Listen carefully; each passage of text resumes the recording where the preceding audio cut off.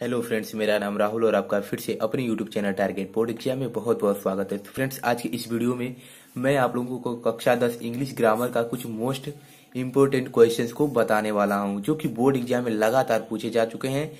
इसलिए सन 2022 के board exam में भी पूछे जाने की 100% गारंटी है। तो इन क्वेश्चंस को आप ध्यान से देख लीजिएगा, ठीक है। तो चलिए बिना देर करते हुए वीडियो को स्टार्ट करते हैं।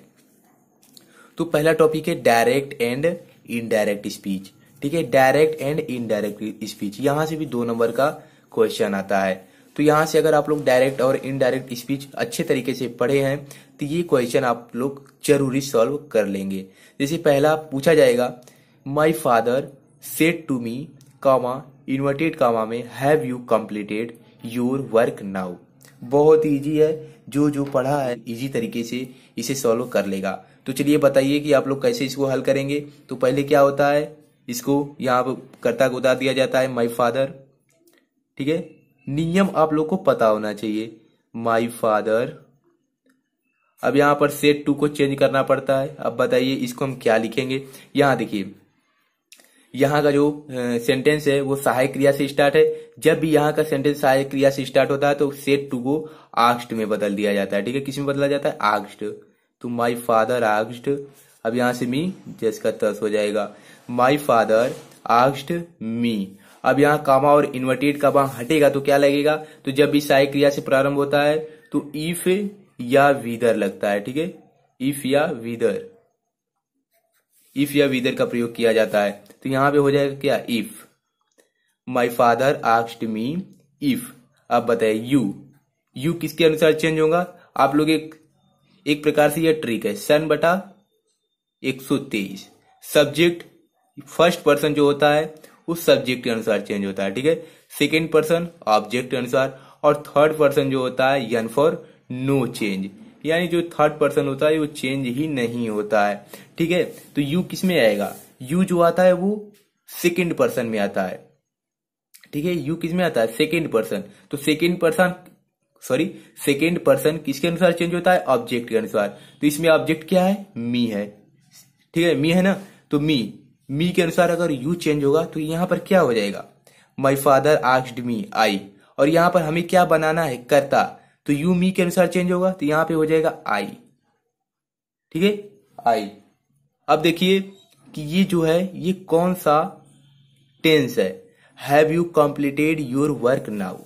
ये जो है आपका प्रेजेंट परफेक्ट टेंस है। कौन सा है, प्रेजेंट परफेक्ट टेंस। तो प्रेजेंट परफेक्ट टेंस किसमें चेंज होता है, पास्ट परफेक्ट में, ठीक है। तो पास्ट परफेक्ट की क्रिया होती है हैड। तो यहां से हो जाएगा आई, हैव को बदल देंगे हैड में, आई हैड। यहां भी क्रिया का थर्ड फॉर्म ही चलता है। तो my father asked me I had completed,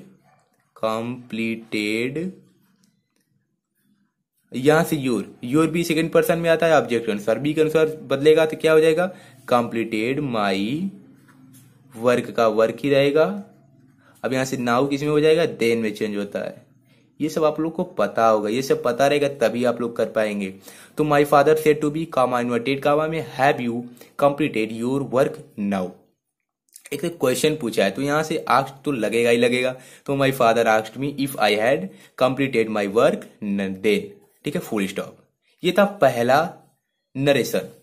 अगला देखते हैं, अगला भी बहुत ईजी है, लेकिन ये दोनों बहुत ही ज्यादा महत्वपूर्ण है बोर्ड एग्जाम के लिए। दूसरा है, he said to me comma inverted comma में he will not go to school tomorrow. तो यहां से भी कर देते हैं, यहां से ही रहेगा, ही सेड टू को बदल देते हैं टोल्ड में, ही टोल्ड, ऑब्जेक्ट जस्ट का तस, कामा इन्वर्टेड कामा हटेगा तो क्या लगेगा, that. He told me that. He क्या है, थर्ड पर्सन है, तो चेंज होगा या नहीं, नहीं होगा, क्योंकि थर्ड पर्सन यहां पे नो चेंज। तो he told me that he will किस में हो जाएगा, वुड में, ही वुड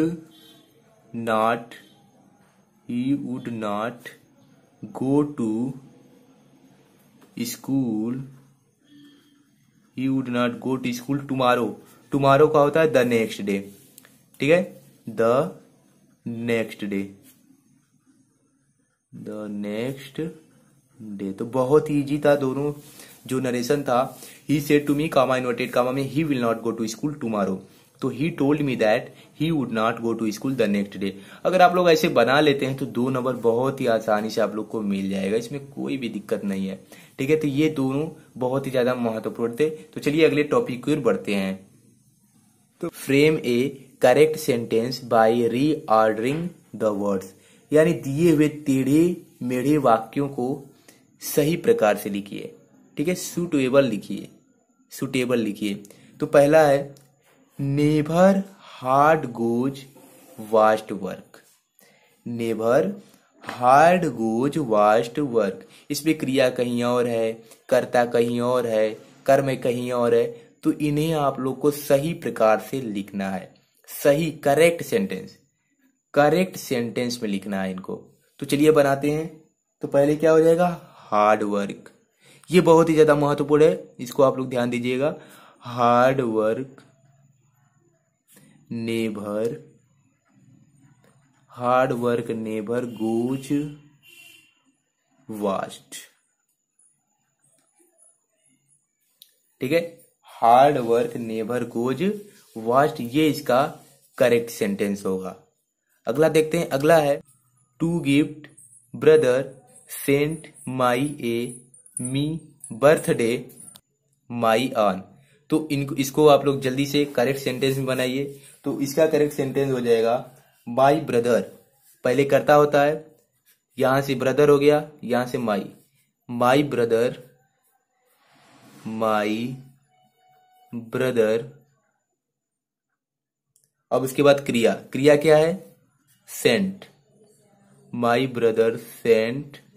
अब उसके बाद ऑब्जेक्ट, ऑब्जेक्ट क्या दिख रहा है, गिफ्ट, कितना गिफ्ट है, a gift, my brother sent a gift, GIFT, my brother sent me a gift, किसके लिए, यहां पे देखिए मी, मेरे लिए, तो इससे पहले क्या लगेगा, टू, तो my brother sent a gift to me, किस लिए गिफ्ट दिया, मेरे बर्थडे पे, ऑन माई बर्थडे, BIRTHDAY। तो ये हो गया correct sentence, my brother sent a gift to me on my birthday. ठीक है, तो ये समझ में आ गया होगा। अगला है जो कि बहुत ही ज्यादा वेरी IMP क्वेश्चन है, it a was sight fine to see, it a was sight fine to see. तो इसको करेक्ट कीजिए। तो पहले कर्ता जिसका तस इट, उसके बाद क्रिया, क्रिया क्या है, वाज, इट वाज, उसके बाद हो जाएगा ए, फिर fine, it was a fine sight to see. ठीक है, साइट, इसके बाद टू और see, it was a fine sight to see. तो ये करेक्ट सेंटेंस हो जाएगा। It a was sight fine to see का हो जाएगा correct sentence, it was a fine sight to see. तो ये सब आप लोग को पता होना चाहिए। ऐसे कई सारे बनाइए, इससे आप लोग को रिवीजन हो जाएगा, जिससे बोर्ड एग्जाम में इन क्वेश्चन पर आप ज्यादा समय न लगाएं, 1-2 मिनट में आप सॉल्व कर पाए इसको। अगला है माई टॉट स्विमिंग मी फादर, ये तो बहुत ईजी है, माई टॉट स्विमिंग मी फादर। तो यहां से हो जाएगा माई फादर, पहले माई फादर, उसके बाद क्रिया taught, my father taught me swimming. ठीक है, my father taught me swimming, ये इसका करेक्ट सेंटेंस हो जाएगा, माई टॉट स्विमिंग मी फादर। तो इसका हो जाएगा my father taught me swimming. तो मैंने आप लोगों को 4 रीऑर्डिंग सेंटेंस बता दिया है कि आप उसको दिए गए टेढ़े मेढ़े वाक्यों को करेक्ट कैसे कर सकते हैं। तो ठीक है, तो मैंने ये बहुत ही ज्यादा महत्वपूर्ण है, VIMP है, तो इनको आप तैयार कर लीजिएगा। ये बोर्ड एग्जाम में कई बार पूछे जा चुके हैं, इसलिए मैं आप लोग को बता दिया हूं। तो चलिए अगला टॉपिक देखते हैं। अगला है चेंज इनटू पैसिव वॉइस। ठीक है, ये तो आप लोग का बहुत ही प्रिय है, चेंज इनटू पैसिव वॉइस। तो चलिए देखते हैं। पहला है people always admire the freedom fighters. तो जल्दी से कमेंट में बताइए इसका क्या होगा passive voice. People always admire the freedom fighters. तो यहाँ पे जो ऑब्जेक्ट होता है उसको सब्जेक्ट, यहाँ पर जो ऑब्जेक्ट होता है उसे सब्जेक्ट बना लिया जाता है। तो ऑब्जेक्ट क्या है? Freedom fighters. तो यहां से हो जाएगा फ्रीडम फाइटर्स,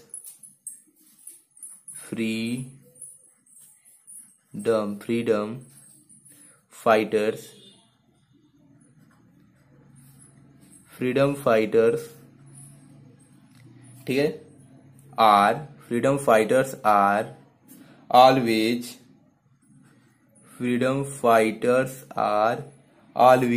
क्या? एडमायर्ड। ये इसका पीवी हो जाएगा। Freedom fighters are always admired, ठीक है। पीपुल हट जाएगा।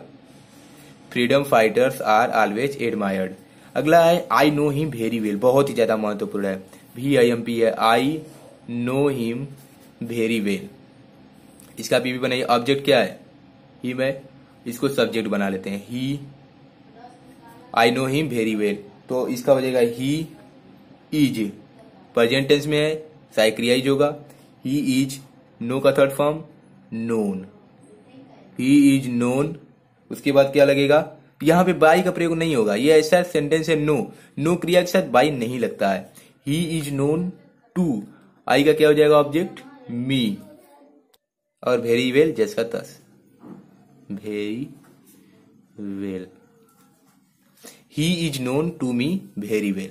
नोन के साथ ऐसे और भी कई क्रियाएं जिनके साथ बाई का प्रयोग नहीं होता है, तो आप लोग ध्यान दीजिएगा, नहीं तो बाई करेंगे तो क्या हो जाएगा? गलत हो जाएगा।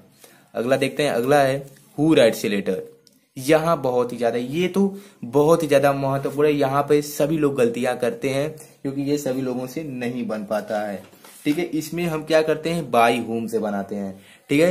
हु जिसमें भी लग गया तो यहाँ पर अगर हम पीवी पर आ रहे हैं तो पहले ही हम बाई हुम का प्रयोग करेंगे, ठीक है। बाई हुम, उसके बाद हो जाएगा ए लेटर, ऑब्जेक्ट को सब्जेक्ट बना लेंगे। बाई हुम ए लेटर, प्रेजेंट में है तो इज रिटेन, ठीक है। तो आप ध्यान दीजिएगा, नहीं तो कर देंगे कि a letter is written by who, ऐसे वैसे तो गलत हो जाएगा। बाई हुम ए लेटर इज रिटेन हो जाएगा। तो ये इसका क्या होगा? करेक्ट पीवी होगा। हु राइट्स ए लेटर का बाई हुम ए लेटर इज रिटेन, ठीक है। तो इसको ध्यान दीजिएगा। अगला है एवरीवन लव्स हिम। अब बताइए इसका क्या होता है? हिंदी क्या होगा पहले बताइए। एवरीवन लव्स हिम, प्रत्येक लोग से क्या करते हैं? प्रेम करते हैं। तो इसका हो जाएगा ही, हिम का हो जाएगा यहाँ पे ही, प्रेजेंट में है तो इज लगेगा। ही इज लव्ड, लव का थर्ड फॉर्म लव्ड। अब यहाँ पे आगे इसके जो भी आएगा सारे लोग गलतियां करते हैं। यहाँ पे लगेगा he is loved by all, न कि बाई एवरीवन, क्योंकि प्रत्येक लोग इसका मतलब सभी लोग, ठीक है। तो यहाँ छोटी छोटी गलतियों पर ध्यान दीजिएगा। एवरीवन लव्स हिम या इसका हो जाएगा he is loved by all. तो ये चार मैंने आप लोगों को पीवी बता दिया, जो कि बहुत ही ज्यादा महत्वपूर्ण है और वो बोर्ड एग्जाम में भी कई बार पूछा जा चुका है। चलिए अगला टॉपिक देखते हैं। अब अगला टॉपिक है प्रीपोजिशन। क्या है? प्रीपोजिशन। ये भी परीक्षा में पूछा जाता है। तो आज मैं 5 ऐसे मोस्ट इंपोर्टेंट प्रीपोजिशन बताने वाला हूं, सिर्फ इसे देख लेते हैं, बोर्ड एग्जाम में समझिए आप लोग को नंबर बहुत ही आसानी से मिल जाएंगे। पहला प्रीपोजिशन है I am proud dot my daughter. Of भरा जाएगा, एट भरा जाएगा, इनटू भरा जाएगा। जल्दी से कमेंट में बताइए। तो इसका हो जाएगा I am proud of my daughter, ठीक है। इसमें ऑफ भरा जाएगा, I am proud of my daughter. दूसरा ही डाइड, किससे? कैंसर से मर गई। बाई, विथ, ऑफ या हर। बहुत लोग विथ भरेंगे, बहुत लोग बाई भरेंगे, लेकिन गलत है। क्या भरा जाएगा? ऑफ भरा जाएगा। वह कैंसर के कारण इस तरह कहा जा सकता है। इसका तो हिंदी हो जाएगा वह कैंसर से मर गई, से बाई भर देंगे, विथ भर देंगे, लेकिन गलत हो जाएगा, ऑफ भरा जाएगा। ही डाइड ऑफ कैंसर, ठीक है। अगला है घी इज मेड। बहुत लोग ऑफ भर देंगे, घी इज मेड ऑफ मिल्क, जैसे होता है the ring is made of gold, लेकिन गलत हो जाएगा। घी इज मेड किससे बनती है?